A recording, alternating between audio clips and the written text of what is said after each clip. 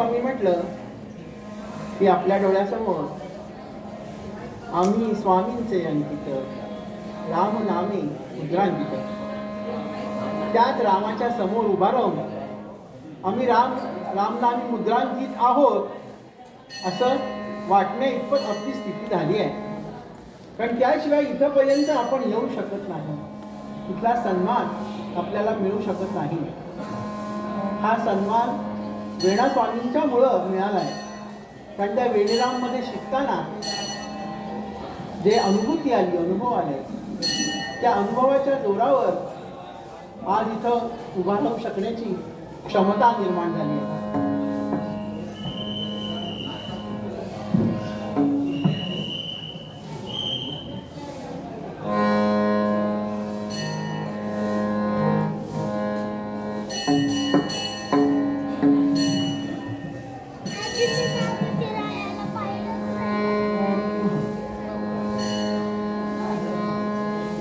वेणास्वामी समर्थ कृपेनं वेणीराम हे चरित्र लिखाण करता आलं. करते करवी ते सद्गुरूच आहे, ही मात्र नाममात्र आहे. पण हे लिहिताना जे मी लिहायचो ना ते दुसऱ्या दिवशी खरंच विसरून जायचो. कारण ते मी लिहित नव्हतो, ते दैवी शक्ती लिहून घेत होती, असा माझा अनुभव आहे. त्यांचा जन्म कोल्हापूरला झाला किंवा त्यांनी यातना ज्या सहन केल्या त्या आपल्या सर्वांना माहिती आहे. पण याशिवाय उपासनेला दृढ चालवावे याबद्दल मी त्यांच्या चरणी काही बोलू इच्छितो. आपण उपासना म्हटलं की त्यांनी सोहमची साधना केली, त्यांनी अखंड रामनामाचा जप घेतला, त्या रामाच्या अंकित म्हणून राहिल्या किंवा रामनामात स्वतःला त्यांनी स्वाधीन केलं, हे आपण सगळे जाणतो. पण समर्थांची कोणती उपासना तुम्ही जुळत आले याविषयी मी थोडं मांडण्याचा प्रयत्न करतो. याविषयी मी थोडा मी 1 तास उभारायचा प्रयत्न करत होतो, पण क्षमस्व म्हणजे पायाचं ऑपरेशन झालंय त्यामुळं, कारण तिकडे वेदना सुरू झाल्या की लक्ष लागत नाही.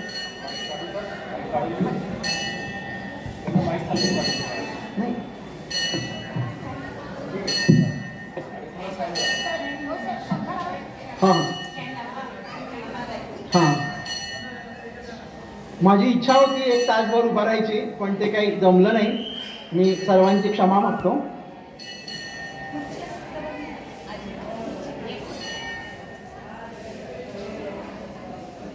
वेणास्वामी जेव्हा चाफळल्या होत्या तेव्हा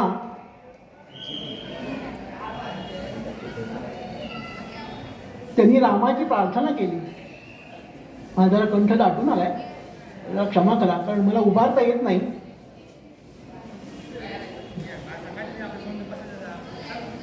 त्यांनी रामाला प्रार्थना केली की हा उत्सव आहे रामाचा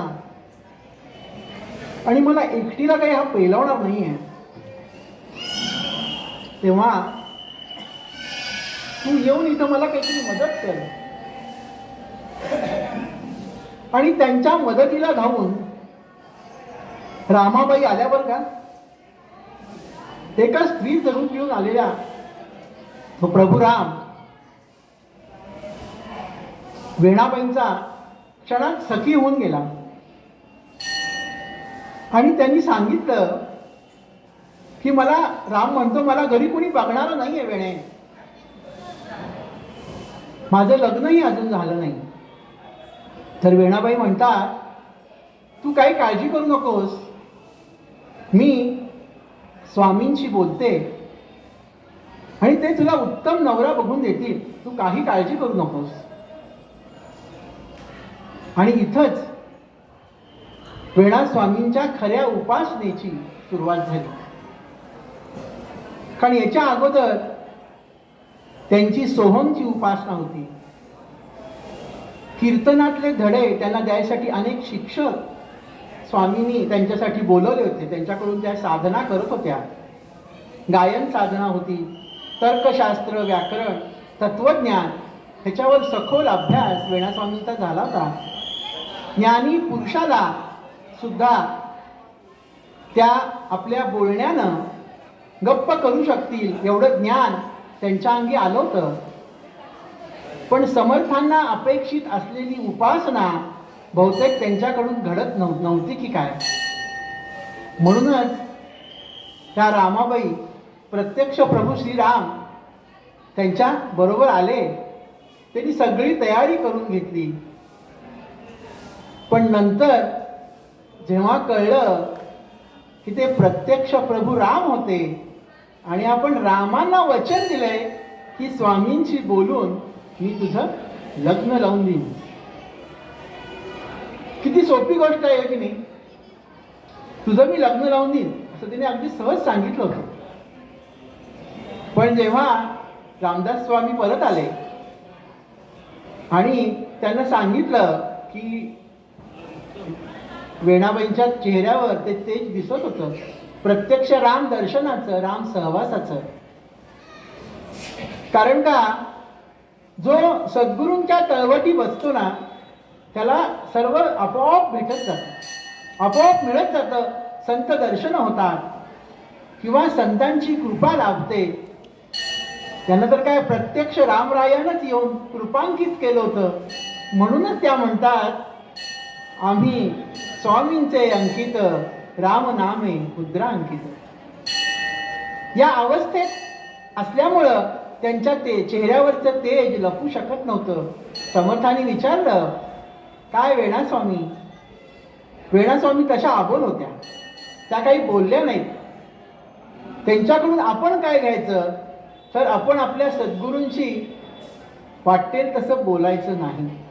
ते जे विचारतील तेवढ्याच प्रश्नांची आपण त्यांना उत्तर द्यायची. नाहीतर आपण आपल्या सद्गुरूंची आपल्या घरातल्या सगळ्या कागाळ्या सांगत बसतो. हे योग्य नाही. सद्गुरूंशी काय बोलावं हे सांगणाऱ्या आपल्या वेणास्वामी आहेत. तर तेव्हा अक्का स्वामी तिथं होत्या.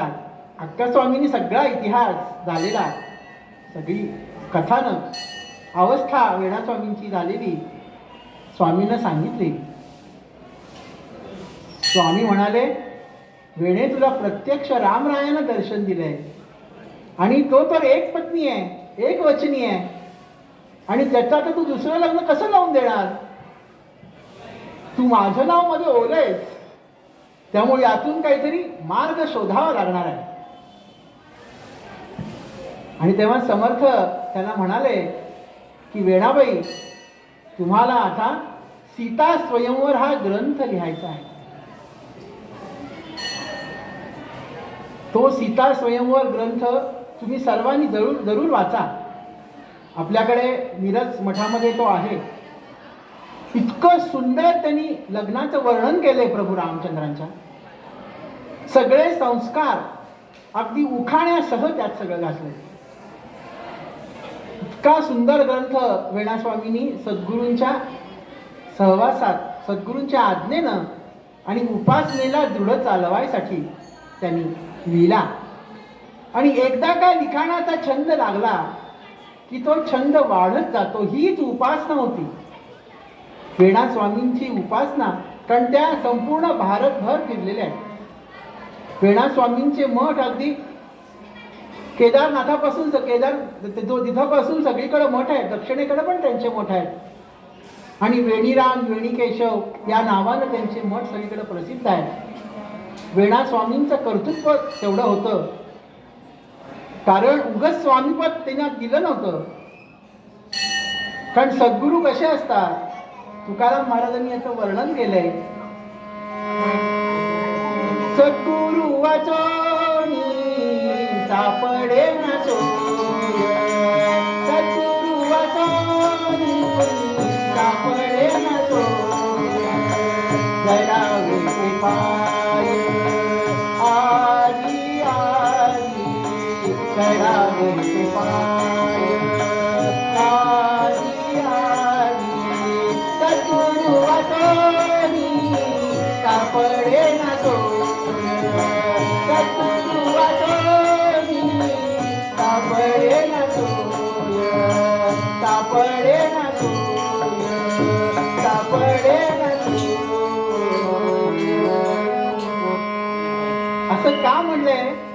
कारण आपणा सारिखे करी ती तात्काळ. हे पुढचं कडवं मी मुद्दाम घेतलं नाही लांबतंय म्हणून. कारण सद्गुरूच असे असतात की जे आपल्या शिष्याला आपलं स्थान देऊ इच्छित असतात. फक्त शिष्य त्या पात्रतेचा हवा. त्यामुळं समर्थाची या सेवका कृपा आहे, असा सर्व मंडळी कोणी आहे. जयाची लीलावरी लोक केली, कृपेची कदा रामदासाभिमानी. जय जय रघुवीर समर्थ. एकदा का त्याला घेतलं, कारण आपल्या ह्या सगळे दाखले व्यंकटेश स्तोत्रामध्ये आहेत बरं का. गावीचे असता लेंडलोहळ, गंगेशी मिळता गंगाजळ, काकविष्ठेचे झाले पिंपळ, तयासी निंद कोण म्हणे. त्यामुळे एकदा का घेतलंय अंगावर त्यांनी आपल्या, अंकित करून घेतले, तर ते त्या परिस्थितीमधून झगडून त्याला अगदी रवीसारखं घुसळून ते लोण्याच्या अवस्थेपर्यंत सद्गुरू नेईपर्यंत सद्गुरू शांत नसतात. आपल्या शिष्यांकडून वेगवेगळ्या सेवा घडवून घेतात. तसं वेणाण स्वामींना ही सेवा होती लेखनाची. आणि आल्यानंतर जेव्हा स्वामी आले मिलत मठात, त्यांनी सांगितलं असा असा घेऊन ग्रंथ पूर्ण झालाय स्वामी महाराज. समर्थ म्हणले, वेणे एवढ्यावरच थांबलीस? अगं तुला अजून खूप कार्य करायचं आहे. त्यानंतर त्यांनी 14 ग्रंथ लिहिले. लक्षात ठेवा वेणा स्वामी. म्हणजे आपण फक्त एक रामायण म्हणतो, त्यांनी 7 प्रकारची रामायण वेणा स्वामींनी लिहिलेली आहे. आपण मुद्दाम कौस्तुभवांच्या पाठीशी लागा, ते तुम्हाला 7 दिवस 7 अख्ख्याला सुद्धा संपणार नाही एवढं त्यांच्याकडे भांडार आहे. मी त्या ग्रंथामध्ये आम्ही थोडक्यात घ्यायचा तो प्रयत्न केला. त्यांच्या लेखनाचा, वेणा स्वामींच्या लेखनाचा थोडक्यात घ्यायचा आम्ही प्रयत्न केला आहे. मी म्हणजे स्वामींनीच केलं आहे. मी काय त्यात ते नाही, कारण त्यांनी जे सांगितलं ते कागदावर उतरायचं काम माता सरस्वतीनं केलं. मी शून्य आहे मला. तर इतके त्यांनी ग्रंथ लिहिले, तर त्या प्रत्येक ग्रंथाचं त्या ठिकाणी त्या निरूपण करायचं. रोज 1000-1200 लोक त्या मठामध्ये ते निरूपण ऐकायला जमायचे. त्या काळी मिरजेतल्या प्रत्येक लग्नामध्ये त्या वेणास्वामींनी रचलेल्या मंगलाष्टका म्हटल्या जायच्या. आजही त्या मंगलाष्टका मिरजेमध्ये म्हणतात लोक. इतकी सुंदर रचना आहे की आपण अलीकडं गदिमांची अनेक काव्य ऐकतो रामाबद्दलची, पण त्या रचनेच्या पेक्षा कितीतरी पटीनं सुश्राव्य अशा रचना. म्हणजे गदिमांनी तर सर्वोत्तमच केल्या रामायण, त्यात काहीच प्रश्न नाही. पण 450 वर्षापूर्वीची गोष्ट आहे. आकाशाशी जळले नाते धरणी मातेचे, स्वयंवर झाले रघुरायाचे. त्या स्वयंवराचं तर इतकं सुंदर वर्णन केलंय. रामायणाचं तर वर्णन केलंच आहे त्यांनी. कुश रामायण, तांड रामायण अशा प्रकारची 7 रामायण लिहिली आहेत. आणि यापेक्षाही सर्वश्रेष्ठ ग्रंथ रचना त्यांच्याकडून झाली आहे, ते म्हणजे सिंहासन. हा खूप लोकांना माहीत नसलेला प्रश्न आहे, माहीत नसलेलं त्यांचं चरित्र आहे वेणास्वामींचं. म्हणून मी मुद्दाम इथं सांगतोय. छत्रपती शिवाजी महाराजांना तर आपण सगळे नमस्कारच करतो. ते आपले हृदयस्थ परमेश्वर आहे. साक्षात नारायणानं आपल्या महाराष्ट्रात अवतार घेतलेले ते छत्रपती शिवाजी महाराज आपले सर्वांचं आद्य दैवतच आहे. तर त्यांचा सुद्धा सहवास वेणास्वामींनी लाभलेला आहे. म्हणजे छत्रपती जेव्हा आग्र्याला औरंगजेबाच्या ह्याच्यात नजर कैदेत होते, तेव्हा समर्थांनी एक हे तर लिखाण आहे बुवांकडं, ऑथेंटिक, तुम्ही कधीही बघू शकता. मनाचं यात एक शब्दही नाही. सांगलीला एक प्रोफेसर गोखले म्हणून होते, त्यांनी याच्यावर खूप मोठा अभ्यास केला आणि त्यांनी लिहिलेला आहे. तर छत्रपतींना महाराष्ट्रीयन पद्धतीचं जेवण तिथं हवं होतं आग्र्याच्या त्या कैदेमध्ये असताना, आणि ते पुरवण्याचं काम आपल्या वेणास्वामींच्या तिथल्या मठाने केलं. आणि ते त्या सौभाग्यात, आपण त्याला सौभाग्यच म्हणायचं आहे, कारण आपल्या रामासाठी तो आपल्यासाठी रामच आहेत छत्रपती. आपल्या रामासाठी प्रत्यक्ष केलेले कार्य असणाऱ्या त्या वेणास्वामी आहेत. आणि वेणास्वामींचा तो त्याग, कारण वेणास्वामींचे जे जेव्हा अधिकारी सगळे होते ते सुद्धा वेणीराम, वेणी केशव, वेणी माधव अशा नावानं, कारण समर्थांनी त्यांना वेगळं स्थान दिलं होतं. आणि समर्थांनी त्यांना गुरुमंत्र देण्याची किंवा एखाद्या मठाचा अधिपती करण्याची जबाबदारी सुद्धा वेणास्वामींच्यावर समर्थांनी दिली होती. आणि त्याप्रमाणे वेणास्वामींनी आपले मठ तिकडं उत्तरेत, त्यांचं खूप मोठं कार्य आहे. तुम्ही तर उत्तरेच्या आहात, तुम्ही तर मुद्दाम छत्तीसगड ना, मग तिकडंच की उत्तरेकडेच आमच्यापासून.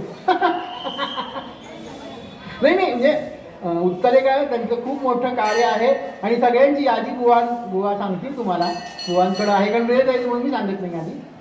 कारण इतकं कार्य वेणास्वामींनी त्यावेळी केलंय. एक सर्वसामान्य घरात जन्माला आलेली मुलगी जेव्हा गुरुकृपांकित होते, गुरुकृपा असणं वेगळं आणि गुरुकृपांकित असणं वेगळं. ती कुठल्या पदाला जाते आणि तिचं कार्याचं गुणगान किती होतं त्याचं ज्वलंत उदाहरण म्हणजे वेणास्वामी आहे. तर जेव्हा छत्रपतींचा त्यानंतर राज्याभिषेक होता तेव्हा वेणास्वामींना स्वतंत्र आमंत्रण होतं. राज्याभिषेकाच्या कार्यक्रमासाठी वेणास्वामींना स्वतंत्र आमंत्रण होतं. इतक्या त्या छत्रपतींच्या जवळच्या होत्या. कारण छत्रपतींचं असं होतं, कुणी आपल्याला क्षणाची जरी मदत केली असली तरी ते कधी आयुष्यात विसरले नाहीत. त्यांनी कुठल्याही स्त्रीला बघताना आई म्हणून बघितलंय. आणि वेणास्वामींना सुद्धा ते मातोश्रीच म्हणायचे. तुम्ही या आताच्या पुस्तकामध्ये बघू शकता, जेव्हा राज्याभिषेकानंतर छत्रपती आले होते तेव्हा छत्रपतींनी वेणास्वामींकडनं औक्षण करून घेतलं होतं. इतकी हे आपल्याला बहुतेक जणांना माहिती नाही आहे. वेणास्वामींकडनं त्यांनी औक्षण करून घेतलं होतं. जशा माझ्या जिजाऊ माता तशाच तुम्ही आहात. कारण शत्रूच्या दरबारामध्ये ही अलवणधारी स्त्रिया जेव्हा घुसतात तेव्हा कुणाला कशाचा ठाणपत्ता लागत नाही.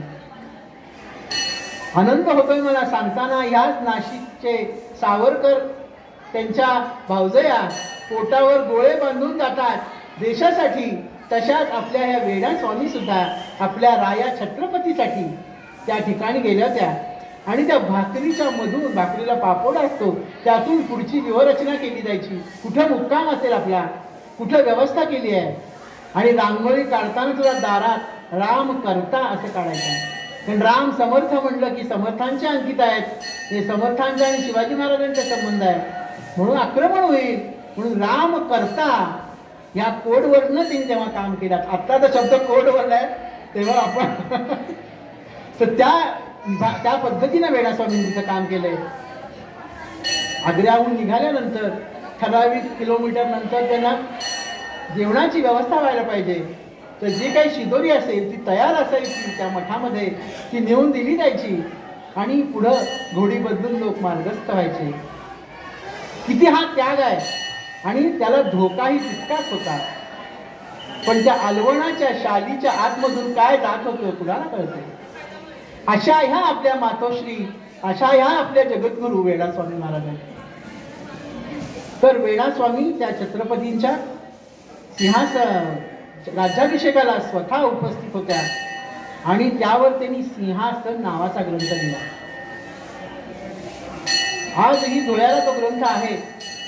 काही प्रमाणात त्याच्यावर लेखन करायचं काम त्रोटक पद्धतीनं वेणीराम ग्रंथामध्ये केले. पण अगदी सुरुवातीला चौक नाणापासून ते छत्रपतींच्या शिरावर छत्र धरलं जाईल तिथंपर्यंत सगळं वर्णन वेणास्वामींनी त्या सिंहासन ग्रंथात केलं.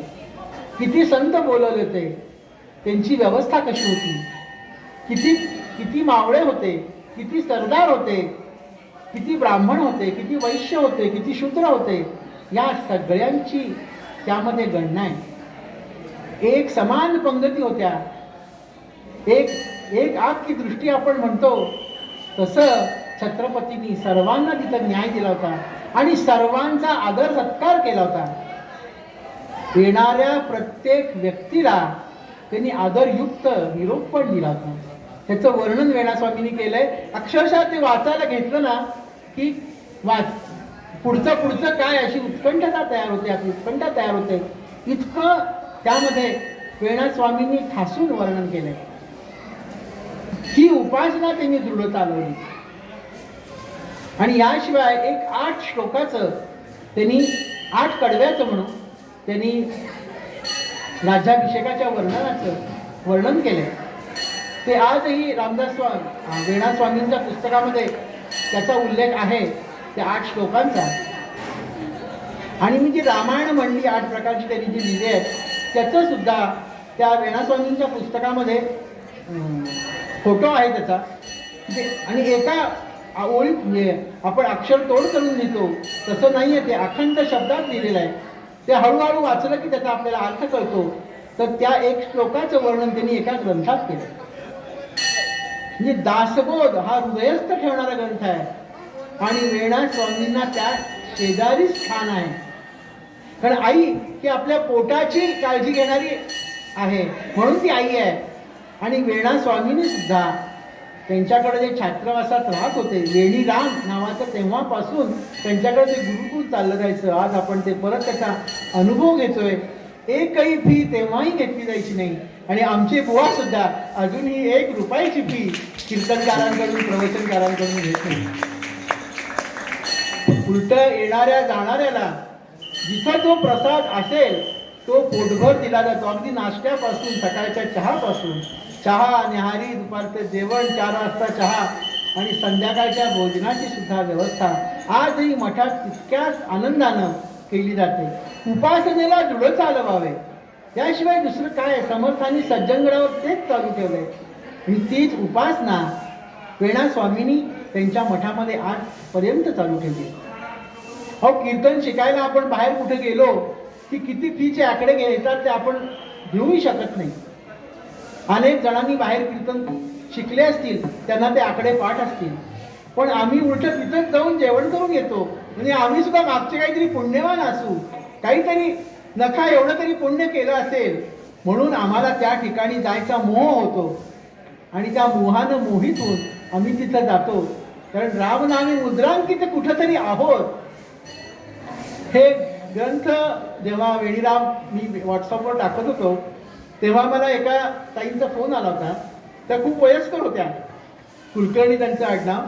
त्यांनी मला औरंगाबादहून फोन केला, छत्रपती शिवाजीनगरहून मला फोन केला होता त्यांनी, की मला असं वाटतंय की वेणास्वामींच्या बरोबर तुम्ही कुठं होतात का. कारण ते वर्णन ऐकताना मला असं वाटतं म्हणे की तुम्ही कुठंतरी तिथं असाल. मी म्हटलं खरंच एवढा जर मी पुण्यवान असेल ना तर त्यांच्या पायाचं नख किंवा त्यांच्या अलवाडाचा एखादा धागा म्हणून तिथं मी निर्जीव रूपात तरी नक्की असेल. कारण हे आईबद्दलचं सांगताना म्हणजे आपण आईचा मंत्र सुरुवातीलाच घेतलाय मी, तर ते आईबद्दल सांगताना कसं भरून येतं आपल्याला, तसं वेणास्वामींच्या बद्दल सांगताना सुद्धा अतिशय भरून येते. कीर्तनाच्या अर्ध्या तासाच्या वेळेत सगळ्या वेणास्वामी सांगणं अतिशय अवघड आहे. तरी सुद्धा उपासना त्यांनी एक सोहमची उपासना तर त्या अखंड जगल्या. पण याबरोबर एक उपासना मी तुम्हाला सांगू इच्छितो. जेव्हा त्या 12-13 वर्षाच्या असताना रामदास स्वामींच्या सानिध्यात आल्या, त्या तब्येतीनं आजारी होत्या कारण त्यांच्यावर विष प्रयोग झाला होता. त्यानंतर अक्का स्वामींच्या सहवासामध्ये त्या बऱ्या झाल्या आणि रामदास स्वामींनी दोघींनाही 108 सूर्यनमस्कार घालण्याची आज्ञा दिली होती. आणि त्या 108 सूर्यनमस्कार वयाच्या 52 वर्षापर्यंत वेणास्वामी घालत होत्या. मी ह्याचं सुद्धा वर्णन बुवांनी सांगितलंय, ते त्या पुस्तकामध्ये घेण्याचा प्रयत्न केलाय. आणि ती उपासना कशा प्रकारची असते सद्गुरूंनी दिलेली, ती दृढ चालवावी. आणि आजही आपले बुवा सुद्धा ती उपासना करताय. म्हणून हवा आली तरी सुद्धा ते मारुतीसारखे उडून या ह्याच्यावर त्या ह्याच्यावर जाण्याची क्षमता बुवांच्या मध्ये आहे. ते इथं आहेत असं समजूनच मी बोलतोय. कारण अक्षरशः मी 4 इंचाच्या पट्टीवर त्यांना मी झोपलेलं बघितले आहे.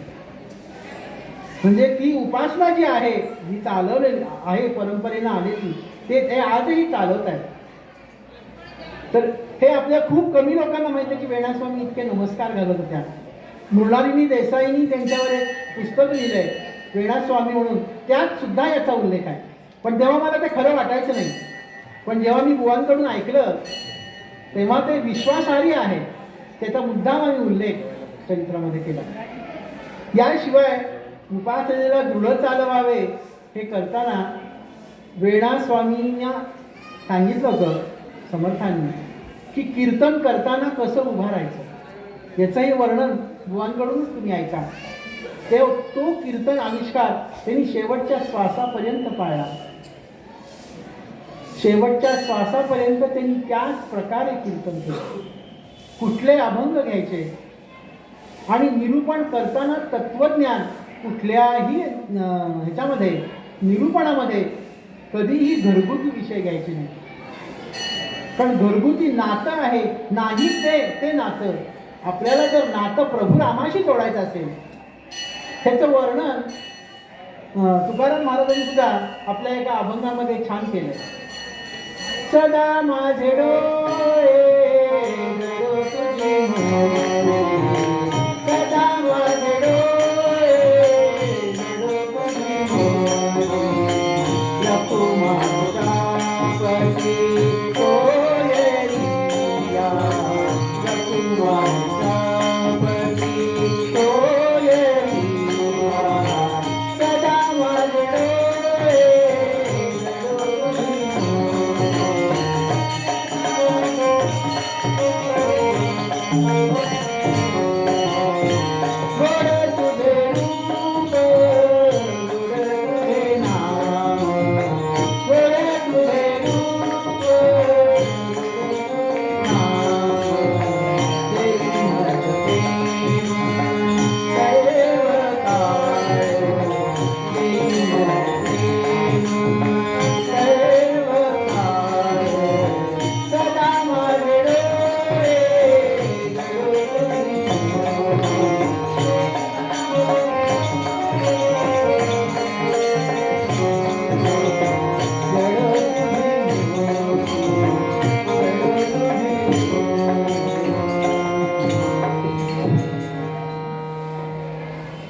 सदा माझे डोळे जडो तुझी मूर्ती हे आपण सहजपणे करू शकतो.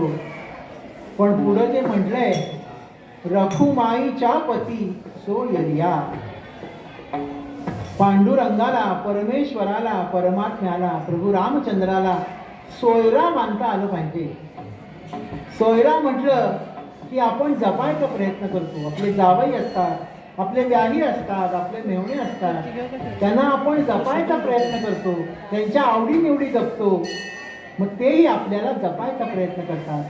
तसं आपण परमेश्वरालाच जर सोयरं मानलं, सद्गुरूंनाच जर सोयरं मानलं तर सद्गुरूंना काय हवंय? नाम हवंय. तुकाराम महाराजांनी तेही सांगितलंय, गोड तुझे रूप गोड तुझे नाम देई मज प्रेम सर्व काळ.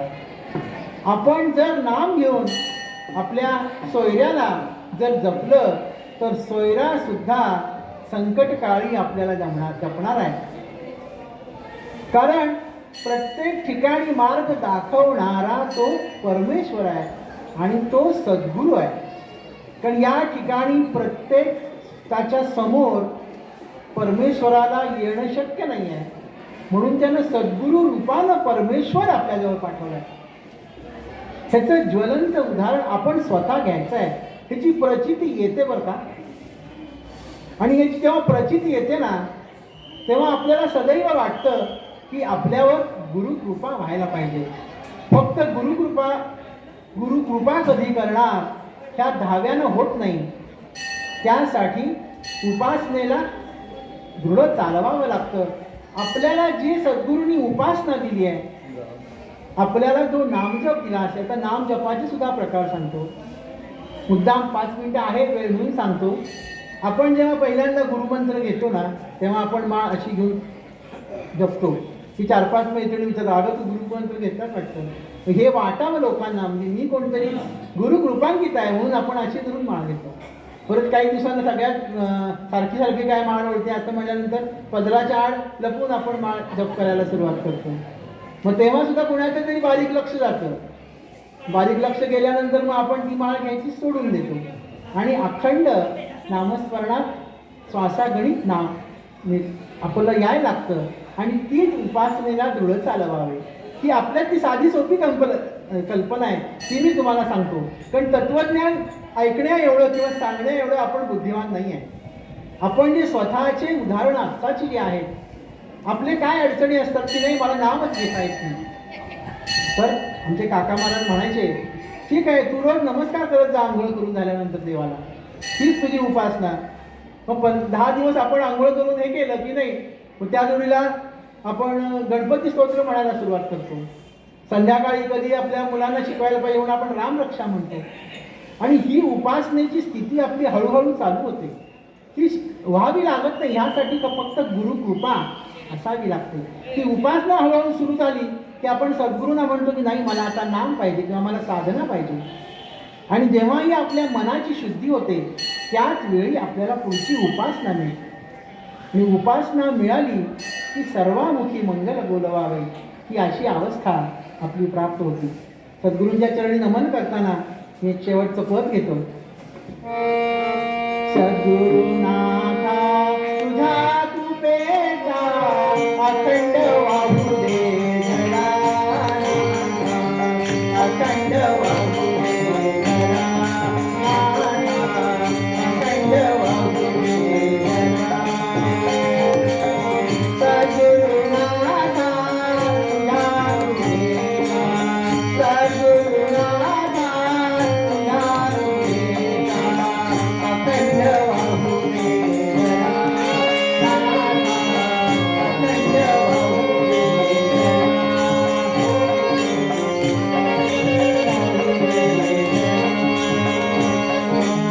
कोण कुटिलनी कुठे जन्मी, कोण कुटिलनी कुठे जन्मी, श्रवण कारणे श्रवण आली, श्रवण कारणे श्रवण आली. या साऱ्याचा मार्ग लावून, या साऱ्याचा मार्ग लावून चरणी अखंड वाहू दे धडा, अखंड वाहू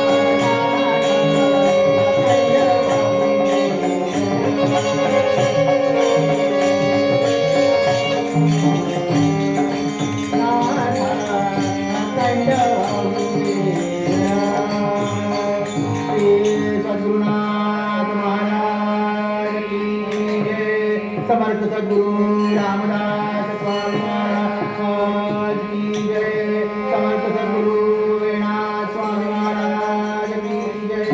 जय जय रघुवीर समर्थ सुभाषिना सार्वभौमे गुरुदेव संतांसि सदा नमामि.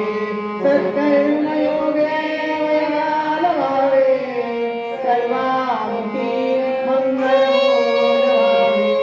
जय जय. आज इथं सर्व नाशिककरांनी अगदी हृदयस्थ परमेश्वराच्या चरणी म्हणजे काळ्या रामाच्या चरणी सेवा अर्पण करण्याची आम्हाला संधी दिली, याबद्दल मी तुमचा शतशः आभारी आहे. अशीच रामाची कृपा आमच्यावर सदैव राहावी म्हणून तुमच्या सर्व मातृदेवतांना मी नमस्कार करतो.